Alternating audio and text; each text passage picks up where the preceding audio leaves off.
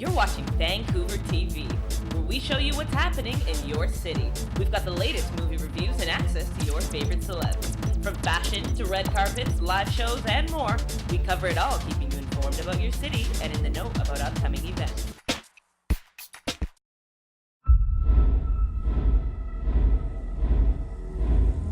I know who I am. When we are finished with you, you'll no longer be yourself.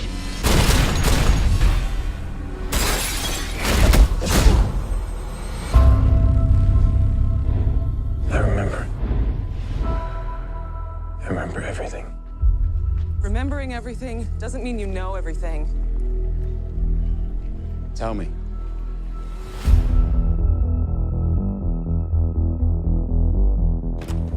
We've just been hacked. Could be worse than Snowden. Facial recognition got a hit. Jesus Christ, that's Jason Bourne. Why would it come back now?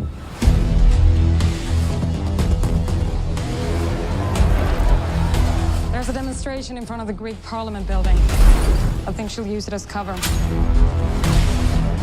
They tracked you. We gotta move.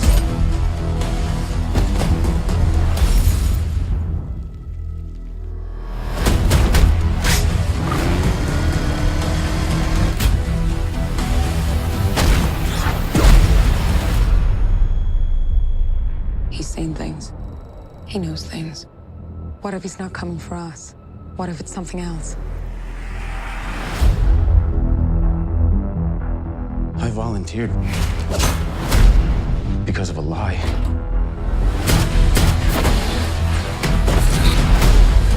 This is Jason Bourne. I need to talk. 32 kills. People are safer because of what you did.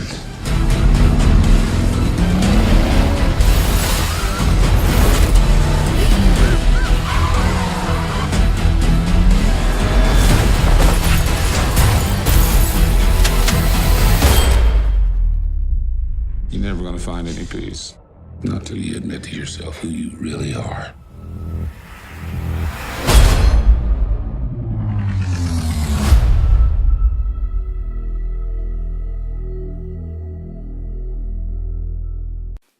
To win tickets to see this movie and other fun movie prize packs, visit www.vancouvertelevision.ca.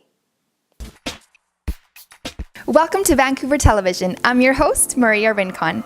Today we're talking to Ashley and Mercedes from Smash Tess, the brand behind premium dreamwear that is designed and ethically produced here in North America. Let's go talk about PJs and girl power. So Smash Tess is a small business. What is it like being in this community in Vancouver? Oh, I think we're so lucky to have evolved here and started here.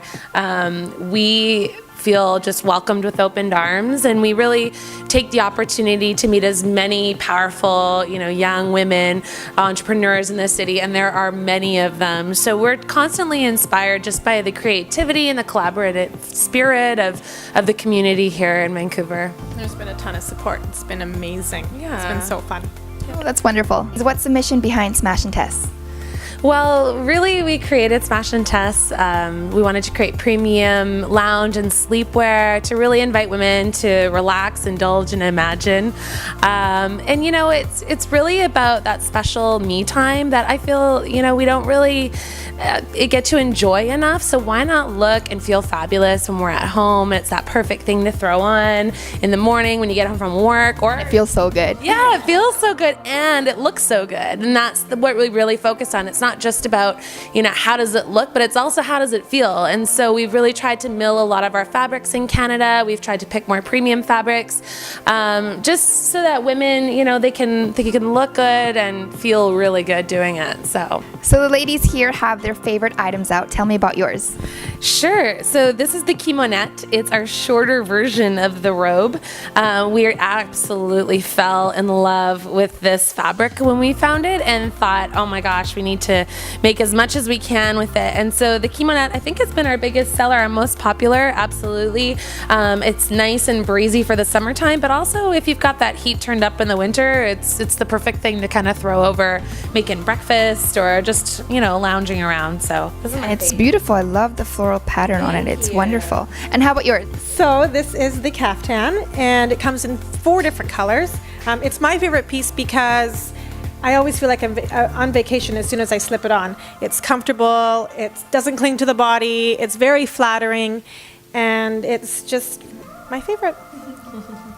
So Smash Tess is a brand by women for women. How is this empowering to the community and society here in Vancouver?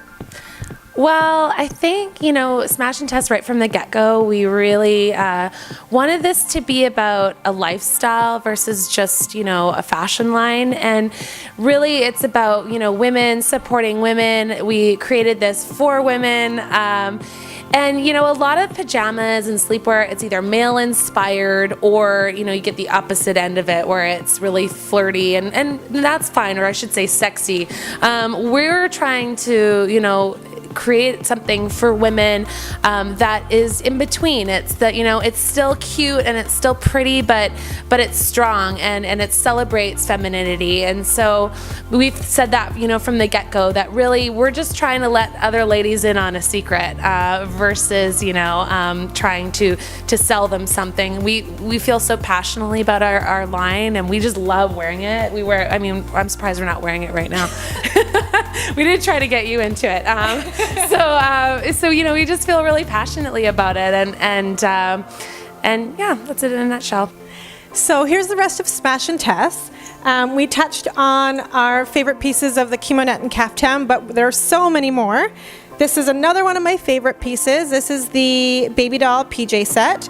So we've got the tank with the matching bloomer, 100% Belvedere cotton, super soft and washes extremely well. There's that. And then we have our Model tank, which we consider a basic. We do this in the black. We also do it in ivory with matching bloomers. And this fabric was actually milled in Montreal. Super, super, super soft. So you will want to wear it every single night to bed. It's amazing. We also do the long kimono, which is like this, and just a little more length to it than the kimonette, but again, vintage inspired, super pretty, flowy, beautiful. And another piece that we do is the wrap robe. This is 100% organic cotton, and this is awesome because it also acts like a beach cover up as well. So some of our stuff kind of works both ways, and so you get a lot of different ways out of them. What else? Oh, and our trouser. So one of our favorite prints right here, we do in a wide leg trouser. Super easy to wear, really flowy, and it looks extremely cute on. So next up we have our batwing pullover, which is made out of a fantastic bamboo sustainable fabric. It's so soft, it's so cozy. It's that perfect thing to just kind of throw on when you're feeling a little chilled or you want to be cozy at home reading a book. The sleeves are fantastic because they're still really stylish, but at the same time you can kind of slouch them up and get down to cooking breakfast or anything else you want to do in your batwing. But this is a fantastic piece that'll transition nicely into fall. We also like to wear it with our leggings. We call them the high-waisted leggings. They're made out of that same model that we milled in Montreal, and they are so comfortable. I always say it's like wearing butter. Like it feels like you're not wearing anything at all. They're ridiculously comfortable, high-waisted, so they're very flattering on the body. And we've got this nice little detail on the bottom where you tie a little bow, and you've got a nice little peekaboo keyhole here that's really flattering on any lady's shape. So where can I find my own set of Smash Tess? You can find us exclusively online at smashtess.com. And you can also follow us on social media at Smash Tess. Awesome. Thank you, ladies. Thanks. Welcome to Vancouver Television. I'm your host, Maria Rincon. Today, the art of our favorite children's book author and illustrator is coming to life here at the Art of Dr. Seuss Exhibition. Let's go check it out.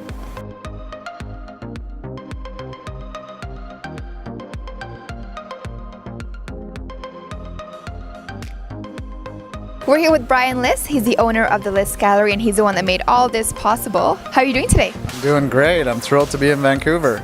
It's awesome to have you here. It rained a bit, so that's how we welcome you to the West Coast. I wouldn't have it any other way in this city.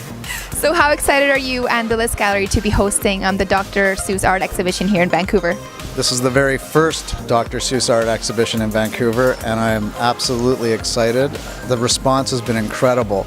In the first 4 days that we've been open, we've had over 1,000 people come out to see the art, and people are so enthusiastic and so excited to see the art that Dr. Seuss created, not only from the books, but also from in his own time that he never showed anybody, and that we call it the secret art of Dr. Seuss. And we're standing right in front of one of the pieces. Can you guys get that right there? A little sunbathing bird. One of the pieces that Dr. Seuss did in his spare time. What happened was he and his second wife, Audrey, moved to San Diego, and they lived in a little suburb of San Diego called La Jolla. And because Dr. Seuss didn't have to go to an office every day, in the 1950s and 60s, he got to see the comings and goings of all the housewives in La Jolla. And he nicknamed them the Lady Birds of La Jolla, which was fantastic. So here you have little sunbathing bird, little La Jolla sunbathing bird. And my favorite, which I'm just going to walk very slowly over here to show you, is Martini Bird. And I think she's fantastic. You can see she's, the way she's dressed, she's holding her martini. It's 2 o'clock in the afternoon. She has her child's toy. Her child's right beside her, yeah. I mean, these days a woman would go to jail for living like that. Exactly. So one of my absolute favorite pieces by Dr. Seuss, and very rare and collectible. The great thing about these works, these limited edition works, which are brought to us by his widow, Audrey Geisel, is that people can collect them and own them. Bring them home. That's right. That's right. And we have had people, all kinds of people from all over the United States, Canada. They've already come in and they've purchased works at this show. That's amazing. Thank you so much. And I see a button you have there. It says Dr. Seuss for President. Tell me about that. Well, I started my own personal campaign because I felt that the options in the United States were limited at this time. So I thought, what better person than to run the United States who could probably really get things done in a humorous way than Dr. Seuss? And everybody loves this button. I've had people beg me for this button, and it's just not happening. It's not leaving me. Yeah, you got to keep it for yourself. That's right. That's right. Awesome. Thank you so much, Brian. Thank you. Thank you for being here. For over 60 years, Dr. Seuss's illustrations have brought a visual reality to his fantastic and imaginary worlds. However, his artistic talent went far beyond the printed page, and yet, to this day, his secret art collection is virtually unknown to the general public. Throughout his lifetime, Ted Giesel created paintings and sculptures which he secreted away at the Dr. Seuss estate. A compelling selection of artworks from the art of Dr. Seuss is on display at the Pendulum Gallery, hosted by Toronto's premier art gallery, Liss Gallery, until July 30th. Visitors can view works from Dr. Seuss's best-known children's book and explore the secret art of Dr. Seuss, a mind-expanding collection based on decades of artwork that Dr. Seuss created. I'm standing in front of a Dr. Seuss limited edition of one of his paintings. It's a very famous painting. It's called Green Cat with Lights. One of the reasons that this painting is so famous is that it's one of the very few secret art pieces that Dr. Seuss let the world see while he was alive. He really painted on his own time. He did all his secret art paintings, which we're surrounded by. He did those on his own time for his own amusement and his own enjoyment. But this one painting, he decided he really liked it, and he decided to hang it in his front foyer of his house. But, being Dr. Seuss, he didn't want people to know that he had painted it. So if you look very closely, you'll see that it's signed Strugo von M. And that's the name he decided to put on this painting, so people wouldn't realize that he had painted it. The best part of this story is that one day his wife Audrey and the doctor were hosting a dinner party, and one of the guests walked up to the painting and said, "Hey Seuss, come on over here." He says, "You have a Strugo von M?" "I have a Strugo von M." And Dr. Seuss just couldn't help himself. He started laughing out loud because he knew that there was no way that anybody else owned a Strugel von M. So that's one of my favorite Dr. Seuss stories. I hope you enjoyed it. I also grew up reading a lot of Dr. Seuss's children's book, and this one right here is one of my favorites, The Lorax, especially because I saw the motion picture in cinemas just a few years ago. And I love the message behind the book and the movie about loving our environment and loving our planet Earth. Very first Canadian dealer to represent Dr. Seuss. And I'm absolutely thrilled that all these years later that I still get to represent the Doctor. Last year I went to San Diego to see the unveiling of the limited edition portfolio of Oh, the Places You'll Go. Last year was the 25th anniversary of that book. And when I saw the pieces, and we have them here in the show, and the pieces are limited editions that are printed from the Doctor's own hand. And when I saw that, and I realized what work went into it, and I was lucky enough to meet his assistant, Claudia Prescott, who had worked for him for 20 years. And she had stories that I could never imagine. And with my first Dr. Seuss show that I did, I think in Toronto, I think it was around 1999 or 2000, I had two people walk in to the show dressed as the Grinch. Both of them dressed, even with the green gloves, and they had a binder under their arms. And I really didn't realize how much the Doctor had influenced people until that moment, because they opened up the binder, and inside the binder were hand-typed letters from the Doctor to them that they had traded correspondence over the years. And then several years later, I'm fortunate enough to represent another artist, and she had won an award one year, and she went to an awards dinner in 1987, and she told me she sat the entire evening with Dr. Seuss because he had received the same award, and she told me what a special time that was. Now, of course, we all grew up with Dr. Seuss, and then some of us were lucky enough to read the Dr. Seuss books to our kids. And one of my favorites to read was Green Eggs and Ham. It got to the point where I liked reading that book so much, I actually asked my kids if I could read it to them. Now, as I'm standing here, I'm standing in front of what we call the illustration art of Dr. Seuss. What that is the art that we're all familiar with from the books that I'm talking about. And you can see these works, they're all of the works, and these works and all of the works in the show are limited editions, and they're all available for collecting. They can all live in your home. This work here, the illustration art, is fantastic, and I'm going to have the curator, Jeff Shuffman, talk about the work. He's our Art of Dr. Seuss expert. He's up here from the States. Jeff, give us a little wave. Hey. Kind of looks like a Seuss character, doesn't he? Talk like him. I was going to say the same about you. As long as it's not the Grinch, I'm okay. No, you're fine. And now inside the walls here, we have what we call the Secret Art Collection, or even the Midnight Art Collection. And that's the art that Dr. Seuss painted for himself on his own time. He would go at night and he would just paint in his study, and he showed very, very, very few of these works to people over the years. He didn't want anybody to see them. He didn't want anybody to know he was doing them. And it wasn't until he died that his widow, Audrey Geisel, found Bob Chase, and Bob Chase had a vision and of how to bring the art to the public. Which is one of my favorite cities in the world, of which the art, as you correctly stated, has never ever been shown here before. So, thank you all for coming. This is really great. I always get a little, misty just thinking, looking at everybody and thinking about how I was brought up with Dr. Seuss books as a child, and probably most of you have a favorite character or a favorite book. Which is really the first place where we all learn about Dr. Seuss and who Dr. Seuss is. My favorite was The Cat in the Hat Comes Back. My daughter's favorite actually was Hop on Pop. She just loved the visual of those two little baby bears jumping on the belly of the Papa Bear for some reason. She just would always make her laugh, And what most people don't realize is that of all of those books that he wrote and illustrated, and I get asked this all the time, is did he really do the artwork too? I mean, the stories are so amazing, and who could think of that incredible body of literary work? But did he also do the artwork?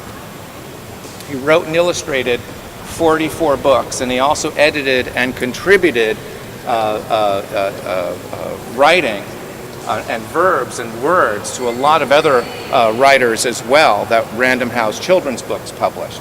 But he did 44 books himself, starting from 1936, 37 until he passed away in 1990, of which 650 million books from those days on forward till today have been sold. So you can imagine the amount of work, and you can imagine what he must have put himself through in order to create that body of work. And a lot of people want to know, how did the Cat in the Hat really start? Where did that all come from? And how did that originate? And it's a great story in and of itself, where back in those days, in the late 1950s, mid-1950s, there was just really a lot of press out there in the States that kids were just not learning how to read. They were going through school and just really not picking it up, and they were blaming, the comic books and television at the time and so forth, which is a whole, we can talk about that today as well. However, he collaborated with his publisher at the time, and they decided that they wanted to do something about this. And there was about 225 words that were required reading for school kids to learn in the first grade. So what he did was he took those 225 words and typed them all on a piece of paper. And I can just picture him with a cigarette. It's on his typewriter, typing each word. And then they cut those words out, like they have magnet boards with poems and things to do these days. Well, maybe he invented that, I don't know. And so he kept on playing with those words of what on earth to make a story. And he knew he wanted it to rhyme, because that's how people learned. He knew he wanted repetition, because repetition also was learning. And back then also, if you all remember kind of the Dick and Jane books and literature for kids of those days, the colors were rosy cheeks and very soothing and very light. Well, he wanted colors to be very graphic because he wanted that artwork to really stand out. And so he struggled with this for about a year, and struggled with it and just couldn't figure out what on earth to do. And he decided one day that, it took him about a year, and he just decided one day that he was just going to take the first two words that rhymed, and that's what he was going to build the story about.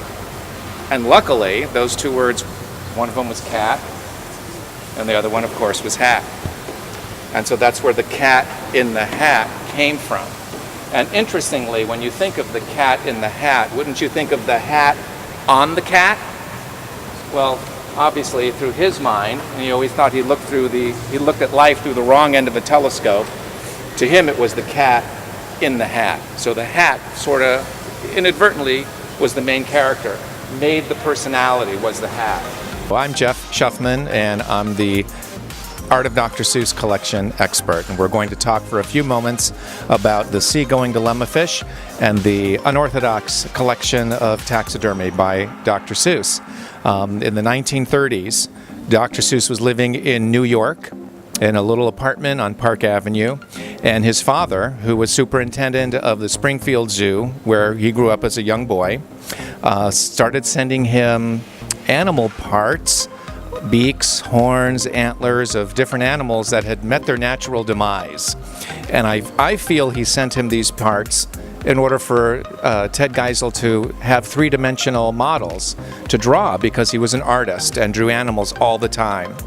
And Seuss kept these in a cardboard box under his bed in his tiny New York apartment for about a decade, and started to take these and with paper mache and paint and different materials to turn them into what he thought they'd be reincarnated as. And they also worked in some advertising campaigns that he did. So we have here the seagoing dilemma fish, which was part of a mid-1930s campaign that he worked on for SO Marine. And what they were doing was selling motorboat oil for boat owners. The original to this piece actually has caribou horns that obviously he painted and attached to the head of this incredible Seussian-looking creature to create the seagoing dilemma fish. This is actually inspired a limited edition piece that has been adapted from his original, created in a cast resin, hand-painted and hand-finished. The piece below it here is called the edit. The piece below it here is called the gimlet fish. The same thing, but back in the day, a gimlet used to be a corkscrew. So he took a particular substance to make the corkscrew on top of the gimlet fish. So Jeff, you're our Dr. Seuss expert. We know that Dr. Seuss is known as our beloved and most appreciated children's book illustrator and author, but he also wanted to be taken seriously as an artist. Is that correct? That's true, very much so. I think during his lifetime, he painted hundreds of different pieces that were rarely shown to the public, and they kept them just privately in his own home all those years. But he also wanted to understand and know what people thought of his work. I think he just really wasn't interested in displaying them in galleries or museums or that type of thing. And it wasn't until he passed away that he asked Audrey to not share this particular work with the public until he was gone. And I think these days, 25 years later now, there's been multiple museum exhibitions of his work. Critics have wrote about the importance of his work, and I think Dr. Seuss now is becoming known as an important modern master, but he was never recognized as such during his lifetime. I see. Thank you very much. Thank you. Great question.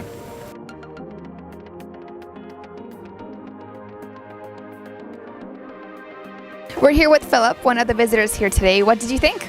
Very cool. Yeah, I grew up reading Dr. Seuss, so this is quite interesting for me. It's a great venue for this, and yeah, I'm gonna keep looking around and relive my childhood. Awesome. Thank you so much. Make sure to come check out the Art of Dr. Seuss exhibition here at the Pendulum Gallery until July 30th. For Vancouver Television, I'm Maria, and see you next week.